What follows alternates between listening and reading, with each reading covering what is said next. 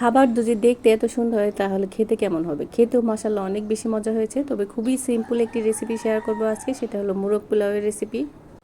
এ পর্যায়ে আমি একটি রোস্টেড মুরগি নিয়েছি এবং এটাকে ৪ পিস করে নিয়েছি। তারপরে এখানে দিয়ে দিব সব ধরনের মসলা, এবং এখানে প্রথমেই আমি বলে রাখি আমি কোনো শুকনো মরিচের গুঁড়ো ব্যবহার করব না আজকে, তো পুরোপুরি কাঁচামরিচ দিয়ে রান্না করব।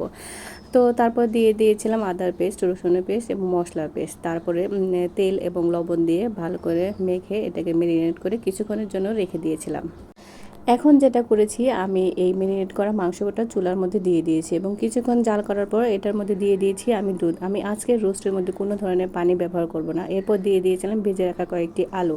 এদিকে মাংসটা চুলায় বসে দিয়ে আমি আবার রাইস কুকারে দিয়ে দিয়েছিলাম চাল, এবং চালটা আমি খুবই কম সময়ের জন্য সিদ্ধ করে নিয়েছি। প্রায় 10 মিনিটের মতো সিদ্ধ করেছি, পুরোপুরি সিদ্ধ করা যাবে না। এরপর এই তো পানি ঝরিয়ে নিয়েছে এবং উপর থেকে মাংসের উপরে এই পোলাওর চালটা আমি দিয়ে দিয়েছি।